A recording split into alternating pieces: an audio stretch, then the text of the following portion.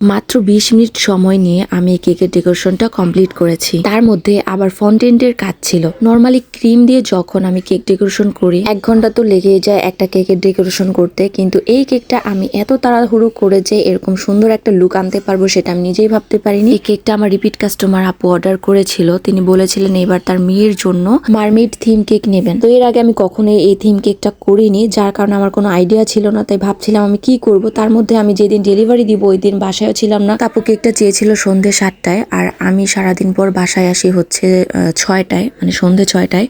তো আসার পরে হচ্ছে আমি তাড়াহুড়ো করে কেকটা ডেকোরেশন করি আর হচ্ছে আইডিয়া করি যেহেতু মারমেড থিম কেক চেয়েছে এটার মধ্যে একটা জল পরি কিছু একটা করতে হবে, তাই ফন্ডেন্ট দিয়ে আমি একটু ইউটিউব দেখে এই ডেকোরেশনগুলো মানে অল্প অল্প করে একটু বানিয়ে ফেলি। তো এটা বানানোর পর আমার খুব টেনশন হচ্ছিল যে ঠিকঠাক মতো হবে কিনা। তো বানানোর পরে ফাইনালি দেখলাম যে না, কেকটা দেখতে খুব সুন্দর লাগছিল আর আমার বাসার সবাই পছন্দ করেছে কেকটা। বিশেষ করে যে আপু অর্ডার করেছিল তিনি আমার রিপিট কাস্টমার, তার মেয়ের জন্য কেকটা নিয়েছিল। আপু খুবই পছন্দ করেছে আলহামদুলিল্লাহ। তো এই কেকটা যে এত অল্প সময়ে আমি এত সুন্দর করে করতে পারবো আমি আসলে সেটা ভাবতে পারিনি। তো কেকটা আপনাদের কাছে কেমন লেগেছে অবশ্যই কিন্তু কমেন্ট করে জানাবেন।